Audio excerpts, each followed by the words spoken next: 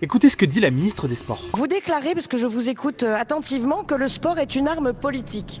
Non, monsieur le président Coquerel, le sport n'est pas une arme politique. Le sport ne serait pas une arme politique. Et donc, quand on exclut les Russes de toutes les compétitions, ce n'est pas politique. Quand Tommy Smith et John Carlos lèvent le poing pendant les JO 68 pour dénoncer les inégalités raciales aux États-Unis, quand Adolf Hitler utilise les Jeux de 1936 pour démontrer la supériorité du régime nazi, quand 66 pays boycottent les JO de Moscou en 1980 après l'invasion de l'Afghanistan par l'URSS, quand Wilma Rudolph oblige le gouverneur du Minnesota à faire une célébration ouverte à tous pour fêter ses 3 titres olympiques durant la période de ségrégation, quand durant toute la guerre froide, les deux blocs se battent à travers le sport quitte à mettre en place des systèmes de dopage institutionnalisés, quand l'Afrique du Sud est bannie de nombreuses compétitions internationales pendant l'apartheid, et puis quand en 1995 Mandela utilise la Coupe du Monde de rugby pour unifier son peuple, quand en 1971 la Chine utilise le ping-pong pour renouer le dialogue avec les Américains, quand en 2024 des Coréens du Nord se prennent en selfie avec des Coréens du Sud, et puis quand aujourd'hui encore Aryna Sabalenka et Elina Svitolina ne se serrent pas la main à la fin de leur match. Tout ça, ce n'était pas politique, et la liste est encore longue. Le sport a été, est et sera toujours politique. On peut ne pas aimer ça, mais le nier est absurde.